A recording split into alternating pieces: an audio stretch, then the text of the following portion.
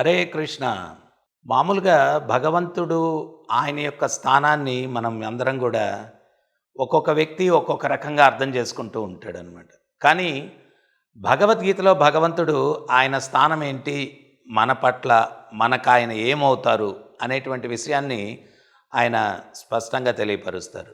అహం బీజ ప్రాదపితః, నేను మీ అందరికీ కూడా బీజ ప్రదాతనైనటువంటి తండ్రిని అంటారు. అంటే మనందరం కూడా ఆయన పిల్లలం. మరి పిల్లలందరి పట్ల కూడా సమదృష్టి ఉండాలా అనేటువంటిది వాళ్ళు వర్షన్ అదనమాట. ఒక తండ్రికి ఇద్దరు పిల్లలుంటే మంచిగా వ్యవహరించేటువంటి పిల్లవాడి పట్ల ఆ తండ్రి యొక్క ప్రవర్తన వేరుగా ఉంటుంది. చెడ్డగా ఉండేటువంటి పిల్లవాడి మీద ఇంకో రకంగా ఉంటుంది. కారణం ఏంటి? మంచిగా ఉన్న పిల్లవాడిని ఎట్లా చూస్తాడో చెడ్డగా ఉన్నవాడిని కూడా అదే రకంగా చూస్తే వాడు ఇంకా స్పాయిల్ అయిపోతాడు. సో అందువల్ల అదే రకంగా భగవంతుడు కూడా మనందరం ఆయన పిల్లలం అయినప్పటికీ కూడా మంచి చేసే వాళ్ళని ఏ రకంగా రక్షిస్తాడు, చెడు చేసే వాళ్ళని ఏ రకంగా శిక్షిస్తాడు, ఇవన్నీ కూడా ఉంటుంది. దాన్ని మనం శాస్త్రపరంగా అర్థం చేసుకోవాలి. కానీ చెడ్డవాడైనా కానీ భగవంతునికి శరణాగతి పొందితే అటువంటి వ్యక్తిని భగవంతుడు తిరస్కరించడు అనేదానికి రామాయణంలో ఒక మంచి దృష్టాంతం ఉంది. ఏంటది అంటే, ఆయన అరణ్యవాసం చేస్తున్నారు రాముల వారు, పాదరక్షలు లేకుండా తిరుగుతున్నారు. అంటే ఎవరైనా ఆయన పాద ఆశ్రయం పొందితే ఎటువంటి వ్యక్తిని కూడా తిరస్కరించడు అనడానికి ఇది ఒక చక్కటి ఉదాహరణ. ఆయన మొదటి రోజు పాదరక్షలు లేకుండా అరణ్యవాసం చేస్తూ ఉంటే పాదాలకి ముళ్ళు గుచ్చుకున్నాయి. అది లక్ష్మణస్వామి చూసి ఆ ముళ్ళు తీసేయడానికి ప్రయత్నిస్తుంటే రాముల వారు వారించారు. ఆ ముళ్ళు అట్లాగే ఉండని అన్నారు.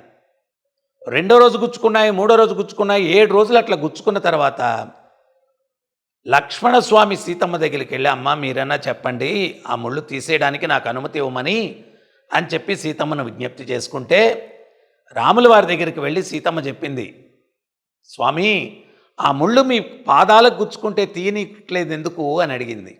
అప్పుడు రాముల వారు చెప్పారు, దేవి నేను నా పాదపద్మముల ఆశ్రయము ఎవరు తీసుకున్నా వారిని తిరస్కరించాను అని మాటిచ్చాను. ఈ ముళ్ళు నా పాదపద్మముల యొక్క ఆశ్రయం తీసుకున్నాయి, వాటిని నేను తిరస్కరించకూడదు కాబట్టి, ఇచ్చిన మాట తప్పకూడదు కాబట్టి వాటిని అట్లాగే ఉంచుకున్నాను అని చెప్పాడంట. ఇది భగవంతుని యొక్క హృదయం. తర్వాత లంకకు చేరుకున్న తర్వాత విభీషణుడు వచ్చాడు. రక్షమాం రక్షమాం పాహిమాం పాహిమాం అన్నాడు. అంటే అప్పుడు రాముల వారు అన్నారు, విభీషణ నువ్వు కలత చెందద్దు, లంకకు నిన్ను రాజుని చేస్తానయ్యా అన్నాడు.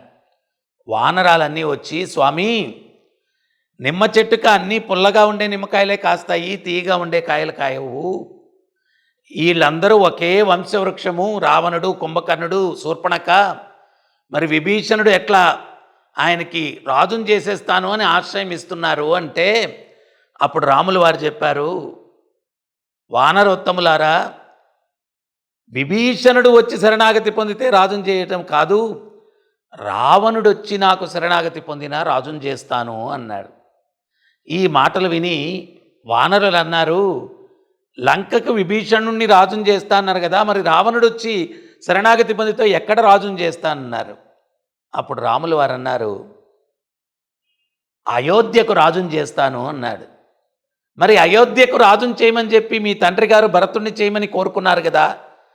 అప్పుడు రాముల వారు అంటున్నారు, అయోధ్యకు రావణాసురుని రాజుని చేస్తే భరతుణ్ణి వైకుంఠానికి రాజుని చేస్తాను అన్నారు.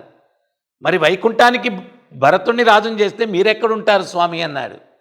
అప్పుడు రాముల వారు అంటున్నారు, నాకుండడానికి ప్రదేశం ఏమీ లేకపోతే నా భక్తాగ్రేసుడైనటువంటి హనుమంతుని యొక్క హృదయ సామ్రాజ్యంలో కొలువై ఉంటాను, నాకేం పర్వాలేదు, నాకేం ప్రదేశంతో పని లేదు అని చెప్పి రాముల వారు చెప్పారు. ఇది భగవంతుని యొక్క హృదయం. ఈ రోజుల్లో 99 రోజులు ఎవరికైనా మీరు సేవ చేయండి, ఒక్కరోజు చేయలేకపోతే వాడా పనికిమాలినోడు అంటాడు. కానీ భగవంతుని యొక్క హృదయం శత్రువుకి కూడా తన స్థానాన్ని ఇవ్వడానికి కూడా సిద్ధమైపోయేటువంటి మహోన్నతమైనటువంటి హృదయం కలిగిన వాడు ఆ భగవంతుడు. ఆయనను అర్థం చేసుకోవాలా అంటే బ్రహ్మ సంహితలో బ్రహ్మ ఒక విషయాన్ని చెప్తాడు. మనందరికీ కూడా కామదృష్టి ఉంది. అంటే నెగటివ్ దృష్టి, విరుద్ధమైన దృష్టి, ప్రాపంచిక దృష్టి ఉంది.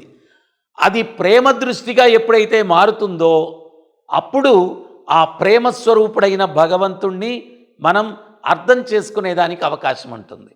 సో అది కామదృష్టితో ఉన్నటువంటి మనకు ప్రేమ దృష్టి రావాలా అంటే సాధన చేయాల.